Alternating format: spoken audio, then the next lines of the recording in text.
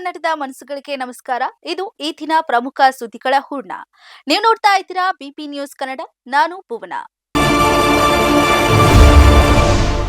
BJP ಶಾಸಕ ಹೆಸರಿನಲ್ಲಿ ಇವತ್ತಿಗೆ ಅಸಭ್ಯ ಮೆಸೇಜ್. ಜಯನಗರ ಬಿಜೆಪಿ ಶಾಸಕ ಸಿಕೆ ರಾಮಮೂರ್ತಿ ಹೆಸರಿನಲ್ಲಿ ಫೇಸ್ಬುಕ್, ಇನ್ಸ್ಟಾಗ್ರಾಂ ನಕಲಿ ಖಾತೆಯಿಂದ ಮಹಿಳೆಗೆ ಅಸಭ್ಯ ಸಂದೇಶ ಹಾಗೂ ಹಣಕ್ಕೆ ಬೇಡಿಕೆ ಇಟ್ಟಿರುವಂತಹ ಘಟನೆ ನಡೆದಿತ್ತು. ಈ ಸಂಬಂಧ ಶಾಸಕ ಸಿಕೆ ರಾಮಮೂರ್ತಿ ಸೈಬರ್ ಕ್ರೈಂಗೆ ದೂರು ನೀಡಿದ್ದಾರೆ.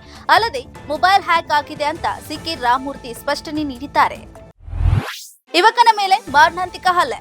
ಬೆಂಗಳೂರಿನ ಪೊಲೀಸ್ ಇನ್ಸ್ಪೆಕ್ಟರ್ ಶಶಿಧರ್ ಎಂಬುವವರು ಹಾಸನ ತಾಲೂಕಿನ ಯುವಕನ ಮೇಲೆ ಮಾರಣಾಂತಿಕ ಹಲ್ಲೆ ನಡೆಸಿದ್ದ ಆರೋಪ ಕೇಳಿಬಂದಿದೆ. ಹಾಸನ ತಾಲೂಕಿನ ಕಾರ್ಲೆಕೊಪ್ಪಲು ಗ್ರಾಮದ ಶಶಿಧರ್ ಮೇಲೆ ಇನ್ಸ್ಪೆಕ್ಟರ್ ಶಿವಕುಮಾರ್ ಕಬ್ಬಿಣದ ರಾಡ್ನಿಂದ ಹಲ್ಲೆ ಮಾಡಿದ್ದಾರೆ ಎಂದು ಶಶಿ ಹಾಗೂ ಕುಟುಂಬ ಸದಸ್ಯರು ಆರೋಪಿಸಿದ್ದಾರೆ. ನಿಧಿ ಆಸೆಗಾಗಿ ಮಗು ಬಲಿಗೆ ಯತ್ನ. ನಿಧಿ ಆಸೆಗಾಗಿ ನಡೆಸಿದಂತ ಪೂಜೆಗಾಗಿ ಪೋಷಕರು ಮಗುವನ್ನ ಬಲಿ ಕೊಡಲು ಹೋಗಿರುವ ಘಟನೆ ಬೆಂಗಳೂರು ಗ್ರಾಮಾಂತರ ಜಿಲ್ಲೆಯ ಹೊಸಕೋಟೆ ತಾಲೂಕಿನ ಸೂಲಿಬೆಲೆಯ ಜನತಾ ಕಾಲೋನಿಯಲ್ಲಿ ನಡೆದಿದೆ.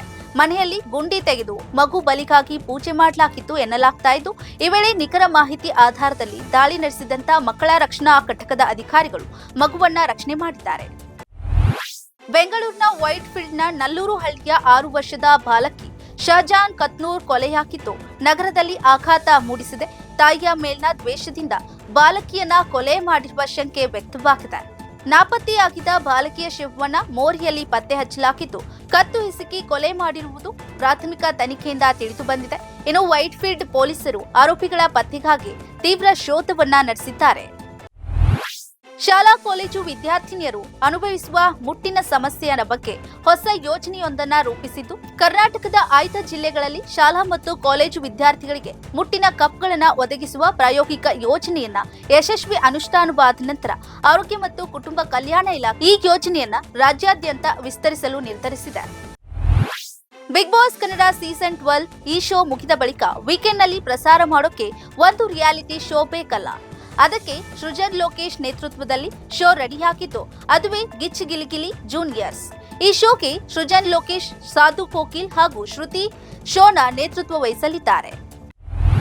ಮೈಸೂರು ಕೊಡಗು ಲೋಕಸಭಾ ಕ್ಷೇತ್ರದ ಮಾಜಿ ಸಂಸದ ಬಿಜೆಪಿ ನಾಯಕ ಪ್ರತಾಪ್ ಸಿಂಹ ರಾಜ್ಯ ರಾಜಕೀಯಕ್ಕೆ ಎಂಟ್ರಿ ಕೊಡುವ ಮಾತು ಇದೀಗ ಚಾಮರಾಜನಗರ ಬಿಜೆಪಿಯಲ್ಲಿ ಬಿರುಗಾಳಿ ಎಬ್ಬಿಸಿದೆ. ಚಾಮರಾಜನಗರ ಕ್ಷೇತ್ರದಿಂದಲೇ ರಾಜ್ಯ ರಾಜಕೀಯಕ್ಕೆ ಧುಮುಕುವುದಾಗಿ ಪ್ರತಾಪ್ ಸಿಂಹ ಹೇಳಿದ್ದು, ಬಿಜೆಪಿ ನಾಯಕರ ಟಿಕೆಟ್ ಫೈಟ್ಗೆ ಕಾರಣವಾಗುವ ಲಕ್ಷಣ ಕಾಣ್ತಿದೆ.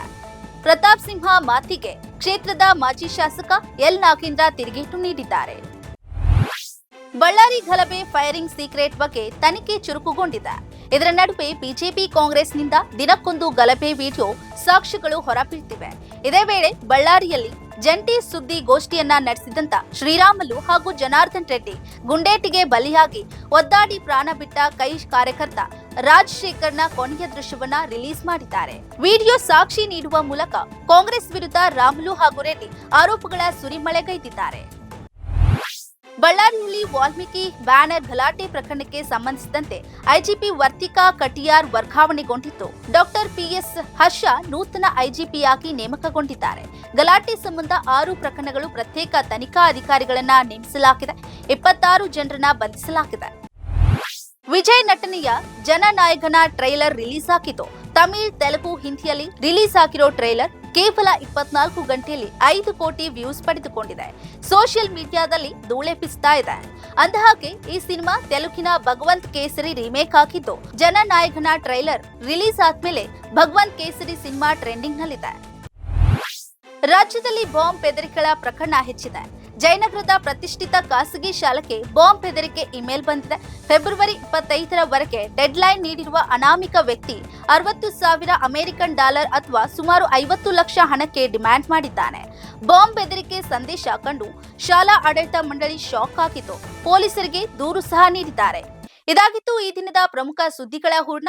ನೈಜ ಹಾಗೂ ತಾಜಾ ಸುದ್ದಿ, ಪ್ರಾಮಾಣಿಕ ವರದಿ, ನಿಷ್ಠೂರ ವಿಶ್ಲೇಷಣೆಗಾಗಿ ಸದಾ ನೋಡ್ತಾ ಇರಿ ಬಿಪಿ ನ್ಯೂಸ್ ಕನ್ನಡ. ಇದು ಕನ್ನಡಿಗರ ಪ್ರತಿಧ್ವನಿ.